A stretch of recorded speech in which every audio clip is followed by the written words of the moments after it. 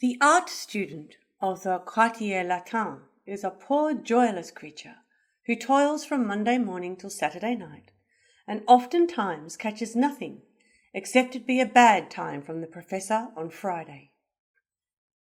Her staple food is tea and petit beurre, the latter being a particular kind of biscuit made of sawdust and sugar. At least, I think it is. She lives in a small room, generally on the 6th floor, her reason for living on the 6th floor being that there is not a 7th. She dines in restaurants and creameries with other wild animals. Occasionally she lives in a pension or boarding house, but she does not then belong to a true type art student. She adores dress as a rule, considers the entire city of Paris a kind of mise en scène for the student life, pretends in a few cases to be very rapide, smokes cigarettes and drinks liqueurs, when in reality she is mild and gentle, and is always very susceptible to kindness. She bears a charmed life, does the student of the Latin Quartier. She overturns her spirit lamp at least once every day, sometimes doing it deliberately to make her kettle boil quicker. She upsets her kerosene lamp, I should say, on average once in every 3 weeks. She spills matches everywhere, but as French matches will not ever ignite anything ever, then that is comparatively of little consequence.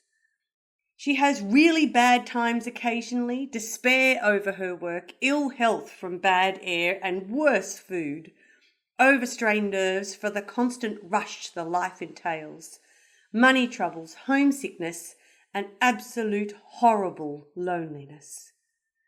But she bears it bravely, fighting it out in her own room, and merely says, with a shrug of her shoulders, in answer to inquiries, "Twist."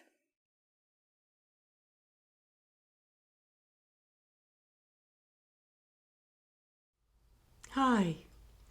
What you've just been listening to is an excerpt from an article written by the subject of the piece that you were about to hear, called Wind of Life. The subject is Alice J. Muskett, and it's an article she wrote for the Daily Telegraph in Sydney in July 1897, describing her life living and practicing art in Paris. The piece that you're about to hear starts in a vulnerable way, because Alice was kind enough to give us some insights into her life in Paris that showed that she had horrible loneliness, that she sort of had to try and play a part to be the Parisian artiste, when in fact she was a gentle, kind of person who didn't really go in for all of that pizzazz. In a poem called A Spring Melody, Alice spoke about how much she loves to give to people, but at the same time she needs to receive in order to then be able to give and express herself. As an artist myself, this really resonated with me, because we have to keep feeding ourselves in order to be able to push it through our creative machine, if you like, to keep producing new work. What you're about to hear is a work that starts with several very solo lines that are talking to each other, and they're vulnerable lines. You could think of it as somebody being on their own, being solitary, or you could also think of it like an artwork itself that starts with a light little sketch or a light line or an idea or a shape, and then is slowly layered upon to become something much more full and something much more meaningful. The pace picks up about a minute or so into the work, and that's started to be expressed in bass clarinet and cello.